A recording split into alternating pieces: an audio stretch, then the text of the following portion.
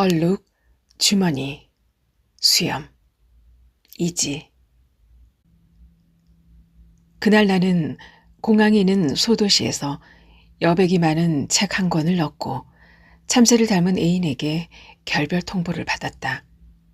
이사한 지 한 달이 채 되지 않은 날이었고 날씨는 마치 하와이처럼 청명하고 무더웠다. 물론 하와이에 가본 적은 없지만 말이다. 문제의 발단은 밥솥이었다. 페남사 로고가 새겨진 미니 밥솥은 세상의 모든 빈티지가 그렇듯 실용성이 떨어졌다. 종종 밥물이 샜고 보온성도 좋지는 않았다. 그러던 것이 밥을 짓던 중 아예 전원이 나가기에 이르렀다. 이사한 지 얼마 되지 않아서였다.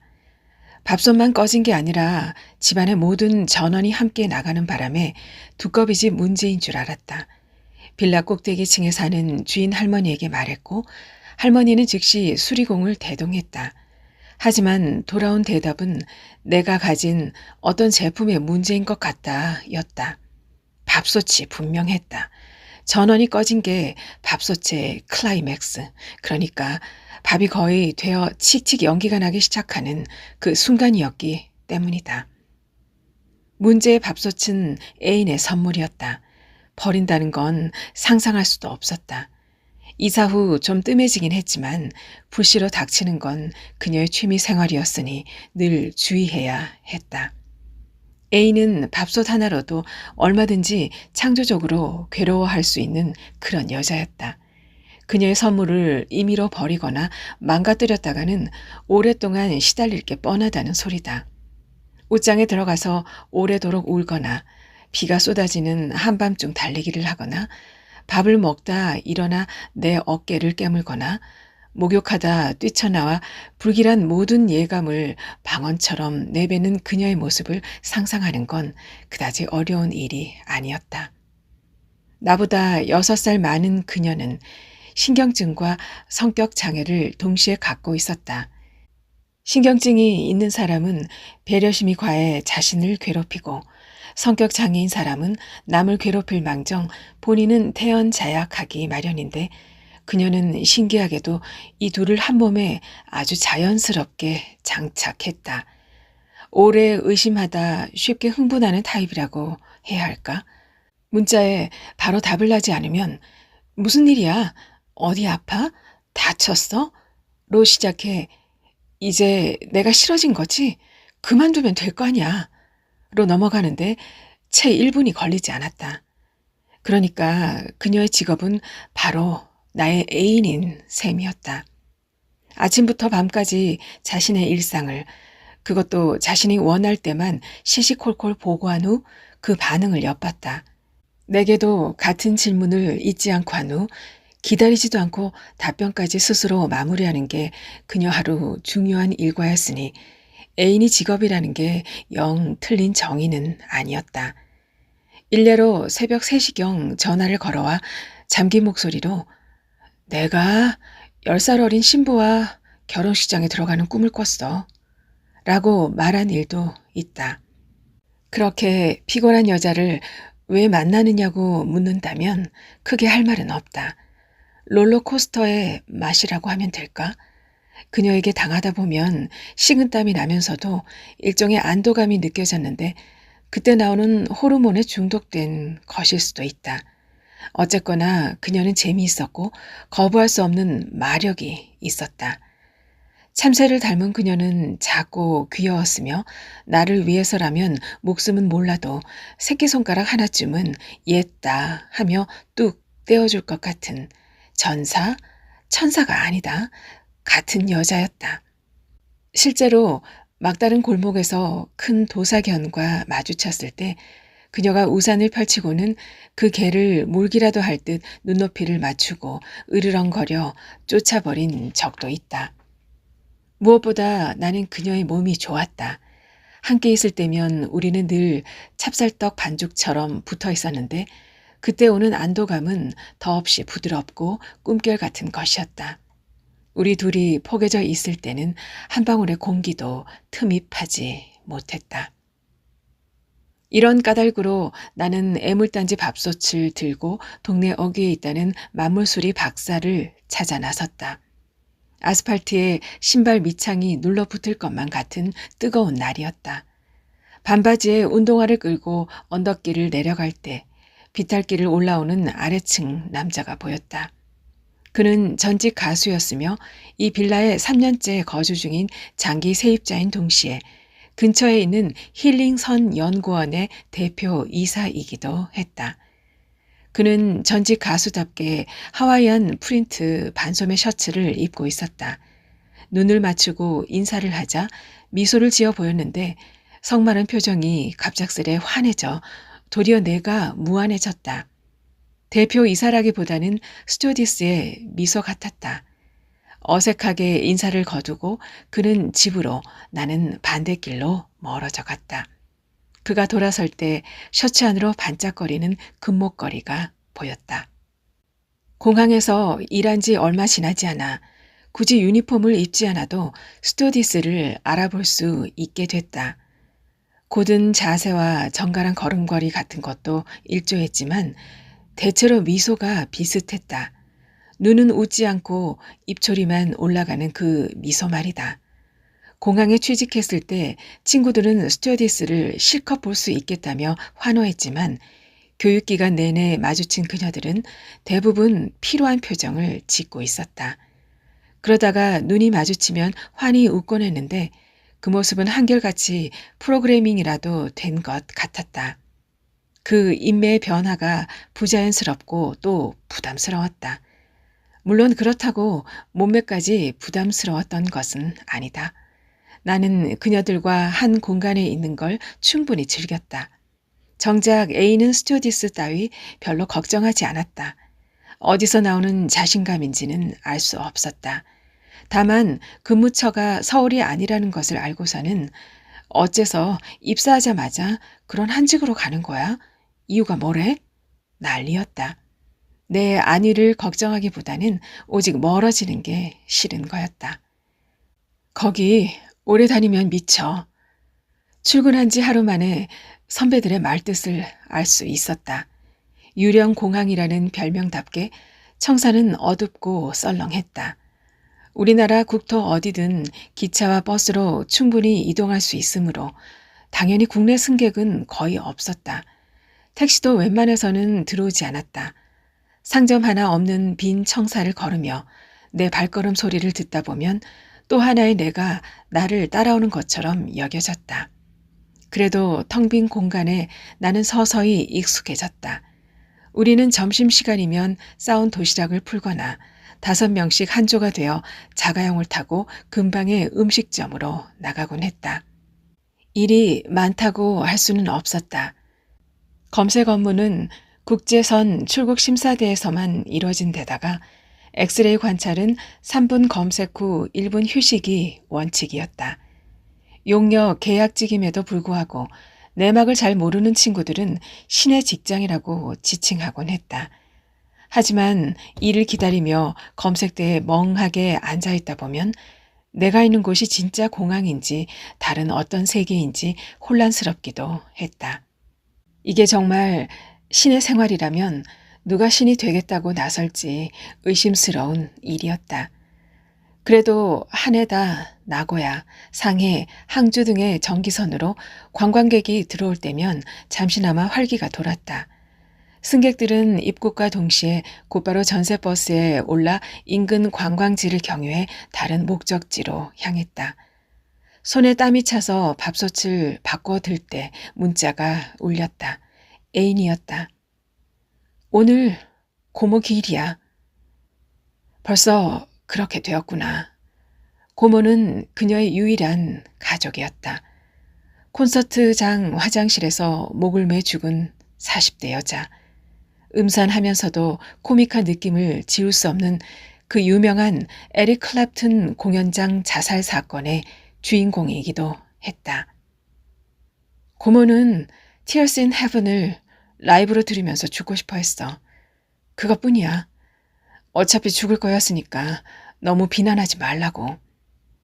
진짜 억울한 건 뭔지 알아? 결국 그는 끝까지 그 노래를 라이브로 하지 않았다는 거야. 그럴 바에는 집에서 음반을 틀어놓고 죽는 편이 나았다고 덧붙였다. 라디오 헤드는 크립에 대해 정말 크립, 쓰레기 같은 노래라고 공식 석상에서 서슴없이 말한 일이 있고 자신을 스타덤에 올려준 대표곡을 다시는 부르지 않겠다고 선언하는 국내 가수들도 더러 있었으니 에릭 클랩튼이 자신의 콘서트에서 자신의 대표곡을 부르지 않은 것이 그렇게 놀랄 일은 아니었다. 이렇게 위안 아닌 위안을 건넸더니 도리어 그는 그런 문제가 아니지. 자식을 잃고 만든 노래였으니 다시는 부르지 않을 자격이 있다며 반박했다. 이런 식의 화법은 종종 사람을 미치게 했다. 기껏 자신의 편을 들어주면 은근히 다시 반대선상에 서는 스타일이라고나 할까? 쟁점을 세우고 대화하다 보면 뭔지 모르게 억울한 마음이 남았다. 우리는 빈티지를 사랑하는 사람들의 모임이라는 인터넷 카페에서 알게 됐다.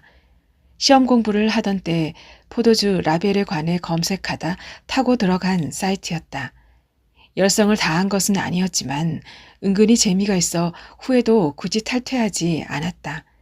아이디는 각각 제익과 알렐루야였는데 나는 제익이 제이크 버그를 뜻한다는 것을 단번에 알아챘다. 새벽 4시 제익과 알렐루야만 로그인이 되어 있던 시간에 제익이 왜 할렐루야가 아니라 알렐루야인지에 대해 말을 걸어왔다. 내가 히읗을 잘못 썼을 뿐이라고 하자 그녀는 난 또 제프 버클리의 할렐루야인 줄 알았지 라고 답했다.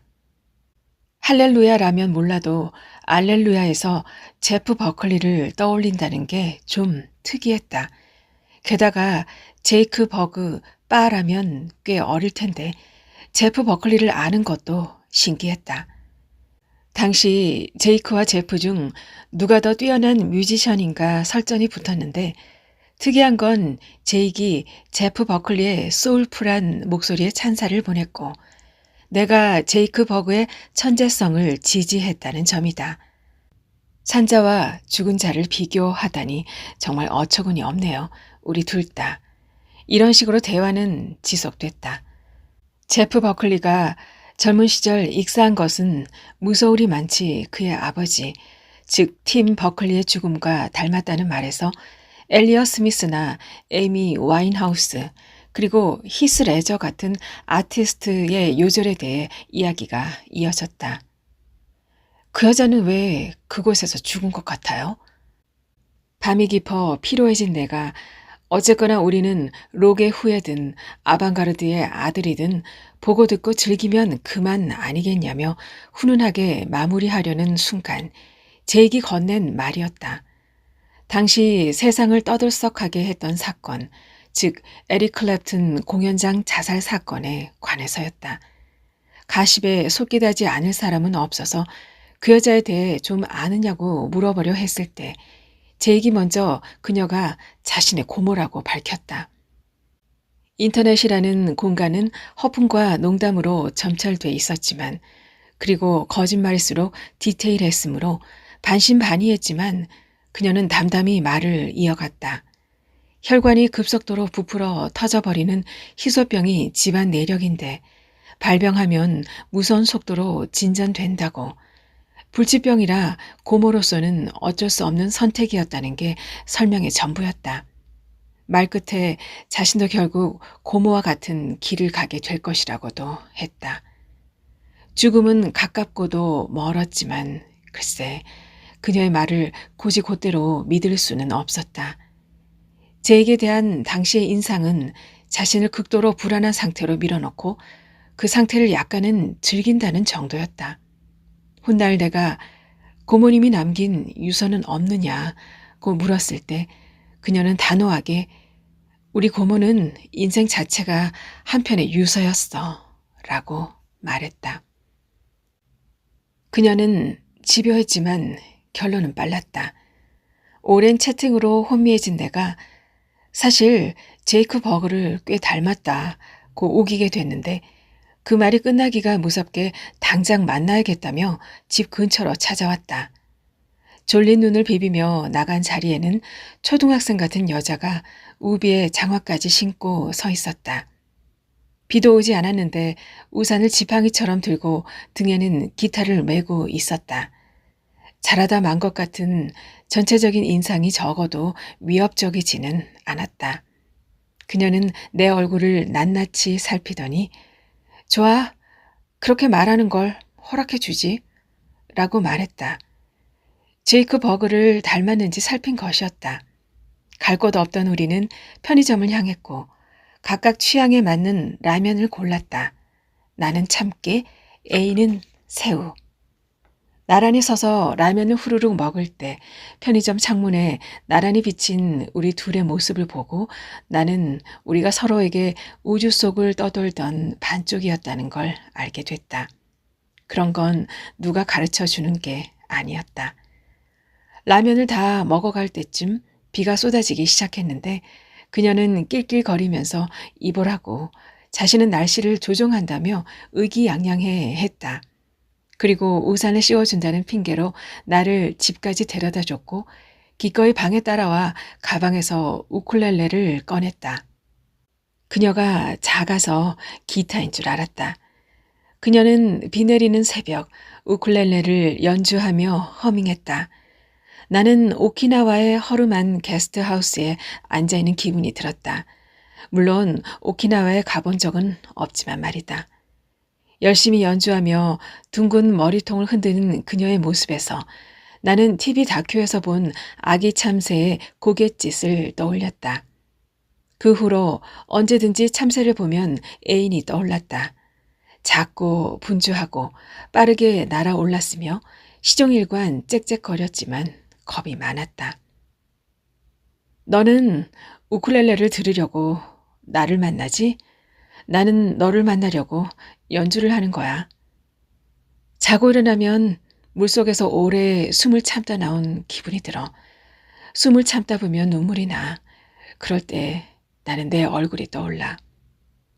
그녀의 문자는 과장 좀 보태자면 2걸음에 한 번씩 쏟아졌고 그때마다 나는 밥솥을 내려놓고 답변을 보냈다. 사는 게 능숙해진다면 너무 슬플 것 같지 않아? 이런 문자에도 고작 같이 있어주지 못해 미안해 라는 텍스트를 보내는 게 전부였다. 문자를 보내며 걷느라 정신이 팔려 몰랐는데 언제 왔는지 전직 가수가 옆에 바싹 붙어 있었다. 얼른 핸드폰을 집어넣었다. 그는 손수건으로 얼굴에 흐르는 땀을 연신 훔쳤다. 만물소리 박사에 들르는 걸 깜빡했다고 했다. 반가웠지만 밥솥 때문에 누전됐다는 사실을 그가 알아챌까봐 설명을 길게 하지는 않았다. 그때 전화가 울렸는데 그가 밥솥을 빼앗듯 들고 통화를 하라며 배려해 줬다. 내가 이사했을 뿐인데 어쩐지 우리 연애 1단계가 끝난 것 같아. 그런데 말이야, 2단계가 있을까? 전직 가수의 실룩거리는 엉덩이를 바라보며 묵묵히 애인의 목소리를 들었다. 착 올라붙은 엉덩이를 바라보며 나는 사람의 엉덩이가 숫자 3과 비슷하다는 생각을 했다. 거리의 사람들이 한 명도 빠짐없이 울고 있어. 정말이야. 나는 그들이 우는 소리가 들려. 드디어 신경증이 심해지고 있었다. 고모가 보고 싶어. A는 사실 이 말을 하고 싶었을 것이다. 목소리는 담담했지만 둘 다 말이 없었다. 분위기를 바꾸고 싶었다. 재미는 얘기해 줄까? 일단 애인을 진정시켜야 했다. 그녀는 미처 말을 꺼내기도 전에 박장대소했고 내가 왜 우느냐고 묻자. 재미는 얘기할 거라며. 그래서 미리 웃었어. 라고 답했다. 숫사슴 얘기를 꺼냈다. 암컷에게 멋지게 보이기 위해서는 뿔이 클수록 유리한데 정작 그 뿔 때문에 숲을 지나다 나무에 걸려 벗어나지 못하고 그 자리에서 죽게 되는 경우가 있다는 시시껄렁한 동물 백과였다. 공항 2층 청사 코너에 있는 작은 도서관에 비치된 그림책에서 본 내용이었다. 얘기를 들은 그녀는 잠시 조용하더니 한숨을 푹 내쉬었다. 너무 슬픈 얘긴걸? 전직 가수를 따라 골목을 굽이굽이 들어갔다. 아직도 이런 골목이 남아있다니 신기했다. 골목이 끝났나 싶으면 다시 새로운 골목이 나왔고 이제 그만 걷고 싶다고 생각할 때쯤 벽화가 나타났다. 하늘색 외벽에는 얼룩말 벽화가 있었고 한낮의 햇살이 말의 엉덩이를 비추고 있었다. 전화기를 댄 귀에서는 땀이 흘렀다. A는 내게 어디를 가는지 물어와 공항에 가는 길이라고 둘러댔는데 앞에 보이는 간판을 읽어줘 라고 해서 당황했다. 어물쩍거릴 때 그녀가 내가 먼저 말할게. 내 앞에는 지금 웃음연구소라는 간판이 있어 라고 말했다. 다행이었다. 우리는 그 와중에 만물수리 박사에 도착했다. 상점 크기에 비해 간판이 거대했는데 아인슈타인을 닮은 코수염 캐릭터가 우리를 반겼다. 만물수리 박사 내부는 작지만 정리가 잘 되어 있었다. 간판에서 튀어나온 듯한 주인장은 낮에는 수리하고 밤에는 아무도 몰래 발명을 하는 숨은 천재 같은 분위기를 풍겼다. 그는 전직 가수를 보자 연락을 못해 미안하다고 말했다. 그러고는 일단 내 밥솥을 이리저리 들여다봤다. 배남이네요. 끔찍한 사고였죠. 밥솥에 새겨진 로고를 보고 중얼거렸다. 사라진 브랜드를 찾아 새롭게 런칭하는 게 한동안 유행이었는데 그때 재탄생한 브랜드 중 하나가 바로 페남이었다. 최고로 잘 나가던 항공사에서 지상에서 일어난 가장 끔찍한 항공사고의 대명사가 된 비운의 브랜드. 왜 밥솥을 만들었는지는 알 수 없는 일이었다. 밥을 먹을 때마다 살아있음에 감사하라고. A는 그렇게 말하며 밥솥을 내게 안겼다. 그녀는 변화무쌍했다. 건강 염려 시즌에는 1960년대 미국식 가정용 건강 박스를, 취업했을 때는 런던에서 입수했다는 산업혁명 당시 노동자들의 도시락통을 보내오기도 했다. 밥솥은 접합 문제였다. 만물수리 박사는 겉모습만 옛날 거지 부품은 다 새 것이라 고치기 수월하다고 큰 소리를 쳤다. 오래 걸리지는 않을 것 같으니 잠시만 기다리면 될 것이라고 했다. 하지만 전직 가수에게는 좋지 못한 소식을 전했다. 뒤돌아 진열장에서 구형 녹음기를 꺼내 내밀었다. 도저히 고칠 수가 없어요. 이런 경우는 거의 없는데. 전직 가수는 복잡한 표정을 지었다. 너무 오래된 제품이라는 게 만물수리 박사의 변명이었다. 전직 가수와 나는 벽에 붙어있는 의자에 힘없이 앉았다. 내가 수리를 기다리기 위해서였다면 그는 녹음기 때문에 상심해서였다. 전화가 또 울렸지만 받지 않았다. 좁은 공간이라서 애인의 목소리가 셀 것도 같았고 조금은 귀찮기도 했다. 또 시시콜콜 물어볼 텐데 전직 가수 앞에서 전직 가수에 대해 설명할 수도 없는 노릇이고 그렇다고 다들 듣는데 뻔한 거짓말을 할 수도 없지 않은가. 그때 전직 가수가 일어났다. 옆 카페에 가서 기다리자며 나를 이끌었다. 어머니인가 보죠? 전직 가수가 카페에 들어가 자리를 잡으며 물었다. 끊임없이 울리는 전화에 대한 질문이었다. 숨길 일은 아니지만 자랑스럽지도 않아 모기소리 만하게 여자친구요 라고 대답했고 나도 모르게 자꾸 죽겠다고 하네요. 물론 한 번도 죽은 적은 없지만요. 발설했다. 통화가 길어진 데에 대한 변명이었다. 아이스커피가 담긴 유리잔에 방울방울 맺힌 물방울이 하나로 합쳐져 주룩 흘렀다. 그 또래 여자들이 죽겠다고 하는 건 그렇게 놀라운 일은 아니죠. 그 말이 거리감을 좁혀줬다. 무더건 달래줘요. 얼음이 한가득 들어있는 그의 볼이 불룩했다. 녹음기를 만지작거리더니 양볼이 불룩한 채로 물끄러미 나를 바라봤다. 머쓱해졌다. 나는 그의 작은 가죽 손가방으로 시선을 옮겼다. 검색대 일을 하면서 타인의 가방을 볼 때면 나도 모르게 그 안을 투시하는 버릇이 생겼다. 그는 내 시선을 쫓아 가방에서 무언가를 꺼냈다. 이런 일을 하고 있습니다. 힐링선 연구원의 리플릿이었다. 문득 대학 때 친구를 따라갔던 정체 모를 종교 및 경제 집단이 떠올랐으며 그를 아무 의심 없이 따라 카페까지 온 게 후회됐다. 나는 그저 커피잔에 꽂힌 빨대를 소리가 나도록 쭉쭉 빨아댈 뿐이었다. 입안이 얼얼했다. 부채처럼 펼쳐진 리플릿에는 힐링선 연구원 소개와 연역과 여러 프로그램이 나열되어 있었다. 디자인이 조악해 한글도 외국어처럼 보였다. 유기농 레스토랑이나 기체조와 트레킹, 명상요법, 디지털과의 작별 등의 프로그램을 읽다 보니 한 번쯤 체험해보고 싶어졌다. 세차게 고개를 흔들었다.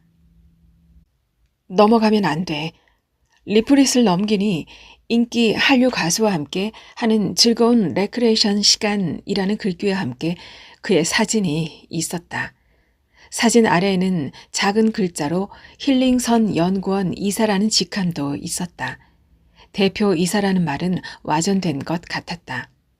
대표곡 OK 유턴 부분에서 내 눈길이 멈추자 그는 얼른 리플릿을 거두며 말을 바꿨다. 보안 검색 요원이라고요? 왜 그 외국 나갈 때 오줌 지리게 만드는 제복 입은 양반인 거죠? 웃기지도 않은 말을 하고 혼자 껄껄 웃더니 남은 커피를 단숨에 마셨다. 저는 그쪽은 아니고 짐 검사하는 팀입니다. 말한 후 하는 일에 대해 좀 더 구체적으로 설명하려다 그만뒀다. 어차피 서로 영역이 달랐다. 입사하면서 정말 많은 직업이 있다는 것을 다시 한번 깨닫게 됐다. 세상에는 선생님, 의사, 디자이너, 대통령 말고도 수많은 일꾼이 필요했다. 공항 안에도 무수히 많은 직군이 존재했다. 나처럼 검색대에 앉아서 타인의 가방을 들여다보는 사람이 있는가 하면 누군가는 한겨울 활주로를 누비며 눈을 치우고 다른 누군가는 관제탑에 앉아서 신호를 보낸다. 물론 놀고 먹는 것처럼 보이는 사람도 있었다. 애인의 또 다른 직업은 부자였다. 처음 그녀에게 직업을 물었을 때 그녀는 쿨하게 부자라고 답했는데 사실 여부와 관계없이 뇌리에 박혀버렸다. 부자가 직업이 될 수 있다는 걸 그때 처음 알았다. A는 이후에도 늘 스스로 자신이 부자라고 강조했지만 어디로 봐도 돈이 많아 보이지는 않았다. 도리어 빈곤해 보이는 인상에 가까웠다. 그녀의 첫인상은 우산팔이 소녀였으니까 A는 이런 내 태도에 코웃음을 쳤다. 증조 할머니에게 물려받은 빈티지 셔츠에 아들이 입었던 진을 입고 자가용 비행기를 타고 오래된 기차역에 가는 거야. 그리고 그 동네에서 가장 유명한 제과점에 줄을 서서 찐빵을 딱 한 개 사 먹고 돌아가는 거. 그런 게 진짜 부자지. 풍만한 몸매를 자랑하는 아델의 바지 속에 그녀가 들어간 모습을 상상하면 웃음이 났다. 어쨌든 그녀는 부자일수록 일은 더 필요해 라고 자주 말했다. 실제로도 끊임없이 바빴다. 한 번은 빈티지의 대세가 런던에서 시드니로 옮겨졌다며 보름씩이나 훌쩍 혼자 쇼핑을 다녀온 적이 있다. 그러고는 장기 여행으로 인해 공황 장애가 왔다며 한 달 넘게 병원에 다녔고 그 상담 의사에게 수입해온 빈티지 제품을 팔기도 했다. 그렇게 남긴 돈으로 내게 맛있는 것을 사주고 선물을 했다고 생각하고 싶지만 사실 그녀의 행동 반경을 정확히 알 수는 없었다. 어쩌면 시골 동네를 다니면서 벽에 걸린 액자와 밥솥을 헐값에 사오는지도 몰랐다. 그런데도 하나도 이상할 게 없었다. 그런가 하면 세상에는 전직 가수처럼 공항에서 외국인 관광객을 맞이하는 가이드도 있는 것이다. 그는 10여 년 전 OST 작업에 참여했던 드라마 OK 유턴이 외국에 방영되며 인기를 끌면서 뒤늦게 해외 팬이 꽤 생겼다고 리플릿을 접으며 자신을 소개했다. 한류 붐이 한창일 때는 일본 지방 도시를 돌며 순회 공연을 하기도 했고, 일본에서 인기가 가라앉을 무렵 중국 쪽 관광객을 상대로 여행 패키지가 개발됐다. 소형 항공사 알죠? 코리안 이글스라고 KE, 거기서 중국을 뚫었어요. 그날도 전직 가수는 중국인 관광객 한 팀을 선 연구원에 안내하고 오는 길이었다. 사람들 앞에서 재롱을 부리기에는 늙어 보였지만 관광객의 연령에 따라 얼마든지 젊은 청년일 수도 있었다. 우리는 어쨌거나 한 공항을 기점으로 일하는 사람들이었다. 그 와중에 그는 자기 일이 기본급이 형편없으며 관광객 머릿수에 따라 성과급을 받아 들쑥날쑥하다고 투덜댔다. 독립하시면 어때요? 전망이 좋을 것 같은데요. 내가 짐짓 비즈니스맨처럼 말했을 때 그가 느닷없이 손을 뻗어 내 뺨을 움켜쥐었다. 기습적이었다. 우리 사이에는 잠시 정적이 흘렀다. 미안합니다. 미안합니다. 그가 나보다 더 놀란 것 같았다. 곧 고개를 떨구고 자신의 얼굴을 감싸 쥐었다. 이런 40 중반에 혼자 사는 남자, 게다가 가수 출신, 결혼한 적도 없는 듯했다. 집에 여자가 드나드는 걸 본 적이 한 번도 없었다. 그 나이에 수상한 게 한둘이 아니었다. 애인이 있다고 말한 게 얼마나 다행인가 싶었다. 전화가 울렸지만 받을 수 없었다.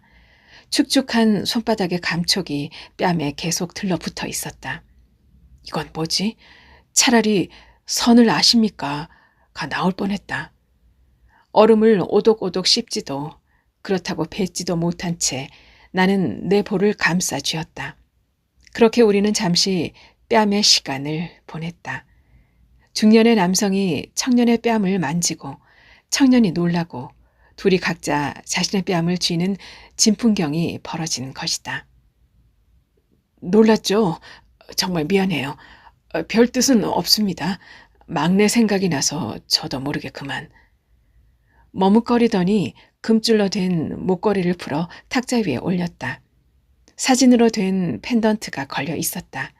앞면에는 바가지 머리를 한 어린아이가 환하게 웃는 사진이, 다른 면에는 중학생 정도로 보이는 남자애의 증명사진이 들어있었다. 녹음기에 동생이 들어있습니다. 그에게는 13살 아래의 동생이 있었다. 그가 맞이였고 가운데 여동생이 둘, 그리고 막내였다. 그가 기타숍을 운영하면서 간간히 음반 작업을 하며 지낼 때 사건이 벌어졌다. 당시 동생 반 아이들 여럿이 한 아이를 때렸고 그 와중에 동생이 급소를 친 모양이었다. 우연히 패싸움에 휘말렸는지 고의적으로 그 애를 왕따시킨 건지 혹은 동생이 왕따를 당한 건지 자세한 내막은 모른다고 했다. 전화가 걸려왔고 너무나 순진하게 자신이 사람을 죽인 것 같다고 울먹거리던 동생의 목소리만이 기억에 남을 뿐이라고 했다. 별일 아니었더라면 좋았을 아이들의 싸움은 그렇게 비극으로 종결됐다. 그리고는 죄인의 가족이 무슨 말을 더 할 수 있겠냐고 덧붙였다. 죗값을 치르게 했어야 했는데 그러지를 못했습니다. 미련한 짓이었는데 도피시켰어요. 일본으로 보냈어요. 돈을 보내주고 저는 몇 번 직접 가기도 했는데 어느 날 연락이 끊겼죠. 도망시킨다는 것 외에 아무런 준비가 없었다. 동생은 말도 통하지 않는 이국에서 그때부터 신분증 한 장 없는 삶을 살아가야 했다. 설사 그가 당시 동생 곁에 있었다고 해도 큰 도움을 줄 수는 없었을 것이다. 그는 동생보다 어른이었지만 누구나 인생은 처음 살아내는 것이니 말이다. 세 번째 일본에서 만났을 때 자신보다 더 노회한 동생의 눈동자를 봤다고 했다. 그날 이후 동생은 사라져 버렸다. 그 후 2번 여동생에게 연락이 더 왔다고는 하더라고요. 처음엔 하얼빈이라고, 그 다음에는 자기를 찾지 말라고 했답니다. 그게 벌써 7년 전이었다. 울음을 참느라 그런지 그는 안색이 붉어졌다. 우린 너무 가난했어요. 무지했죠. 그 애를 지켜주지 못했습니다. 막내의 얼굴이 지금 어떻게 변했는지 나는 모릅니다. 일본의 한 공연장 무대 위에서 눈이 빠져라 동생을 찾는 그의 모습이 눈에 선했다. 더 유명해져서 동생이 자신을 찾아오게 하고 싶었을지도 모른다. 사람마다 사연은 있다. 애인이 빈티지 사업을 하는 까닭이나 내가 공항에서 일하게 된 이유 그런 것들은 켜켜이 쌓인 각자의 인생의 결과물인 것이다. 아버지가 트렁크를 끌고 오면 엄마는 달뜬 얼굴로 아버지를 맞이했고 나는 집 바깥에서 비누방울을 불며 놀았다. 비누방울 놀이가 좋았다. 숫자 0과 닮아 있는 그 방울들이 공기를 뚫고 날아오르다가는 툭 하고 터져버리는 모습을 볼 때면 그 얇은 점막은 다 어디로 사라지는 걸까 궁금했지만 나는 금세 잊고 또 새로운 영을 만들었다. 불기만 하면 끝도 없이 생겨나는 영들. 깜깜해질 때까지 불고 또 불면 눈과 귀가 터질 것 같았다. 그러면 아버지가 다시 트렁크를 끌고 돌아갔다. 그리고 어느 날부터 나는 더 이상 비누 방울을 불지 않아도 됐다. 전직 가수의 상실감을 이해할 수 있었다. 녹음기는 그 자체로 동생만큼의 가치를 지녔을 것이다. 손에 잡히는 것이란 그렇다. 녹음기에는 어떤 노래가 들어있을까? 노래가 아니라 무의미한 음성이 담겨 있을 수도 있다. 루까, 루까, 루까, 끼루끼루, 끼루 같은 소리. 누구나 어린 짐승이었던 그 시간의 소리 말이다. 안면이 있다고 오래 붙잡았습니다. 처음 뵐 때부터 동생 생각이 나서.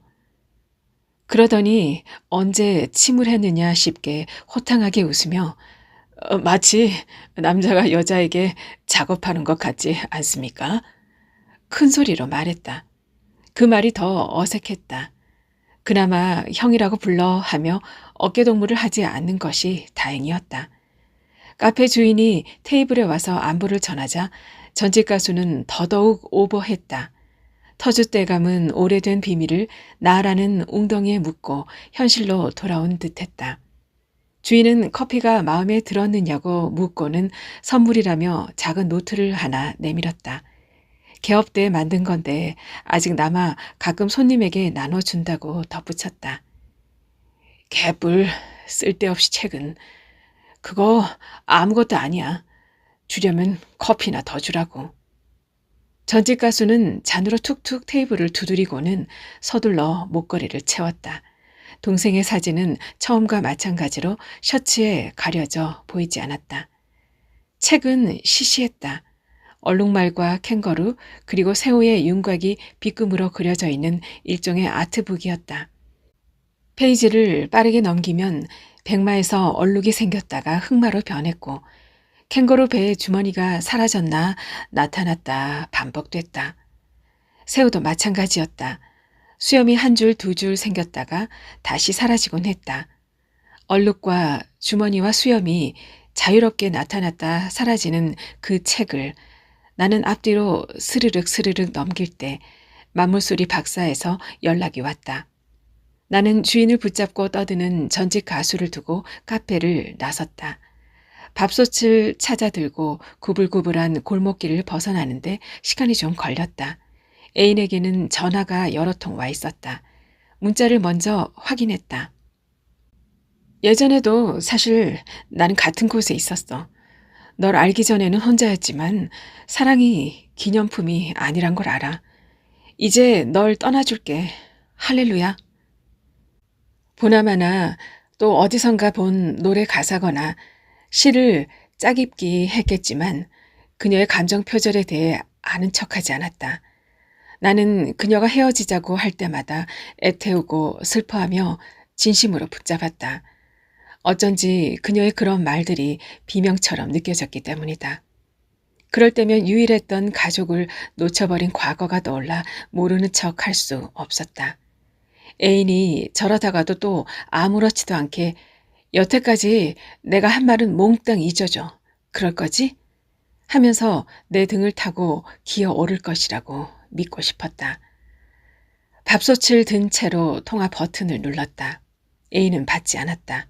그래도 계속 걸었다. 결국 20번쯤 시도했을 때 수화기 너머로 힘없는 목소리가 들렸다. 아무렇지도 않게 그러나 다정한 목소리로 사실은 밥솥이 고장 났었다고. 그러나 이제 고쳤다고 고백했다. 그녀가 반응하기 전에 빈티지는 그게 맛이니 다른 상상은 하지 말라고도 덧붙였다. 이제 너한테 해줄 수 있는 게 없어. 취직도 했고 더 이상 엄마는 필요 없잖아. 그녀는 많이 운 목소리로 말했다. 엄마는 누구에게나 필요해. 나에게도 내게도. 잠시 침묵이 흘렀다. 비밀인데 사실 나 300살이야. 내가 아는 것보다 나이가 좀 더 많다고. 시간이 지나면 내 피를 빨아먹을지도 몰라. 그러니 그만 헤어져. 이제 어린 인간 여자에게 가라고. 그녀다운 이별 통보였다. 그날 이후 그녀는 거짓말처럼 연락을 끊었다. 그녀가 자주 꾼다는 물속에 갇힌 꿈을 나도 처음으로 꾸었다. 그날 나는 생각보다 훨씬 나이가 많은 애인에게 결별 통보를 받았고 이웃인 전직 가수의 사연을 얻었으며 얼룩을 벗은 얼룩말과 주머니를 잃은 캥거루, 수염을 자른 새우를 만났다. 고쳐온 밥솥을 사용한 건 그로부터 며칠 지나서였다. 날씨는 어느덧 선선해졌고 해도 빨리 지기 시작했다. 밥솥은 전보다 더 요란하게 칙칙 소리를 내며 온 힘을 다해 달렸다. 밥솥을 보니 그녀 생각이 더 많이 났다. A는 증발해 버렸고 나는 어떤 방법으로 그녀를 찾아야 할지 난감했다. 언제나 몸이 먼저 굳었다. 엄마가 쓰러져 있을 때도 옆에 가만히 앉아있던 게 전부였다.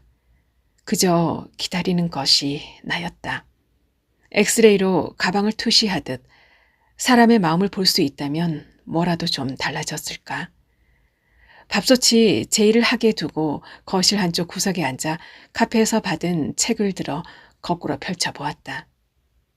이번에는 흑마가 얼룩말이 되었다가 다시 백마가 되는 것처럼 보였다. 계속 밥솥 삑삑거리는 소리가 들렸다. 그러나 그것도 잠시였다.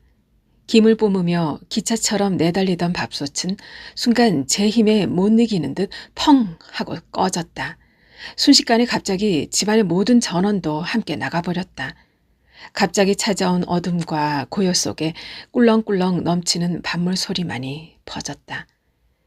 집안에는 밥의 온기가 퍼졌고 급속도로 허기졌다. 어디선가 비행기가 뜨고 내리는 소리와 애인의 울음소리가 들리는 것 같았다. 그리고 그 컴컴한 가운데 사슴 한 마리가 보였다. 한없이 위대하고 싶은 수사슴은 뿌리 나무에 걸려 오도 가도 못했다. 오래도록 울어도 어쩔 수 없는 일이었다. 그녀도 이처럼 깜깜한 가운데 홀로 무릎을 끌어안은 채 앉아 있을 것 같았다. 나는 검은 실내에서 귓가에 울리는 우쿨렐레 연주 소리에 맞춰 조용히 읊조렸다. 알렐루야.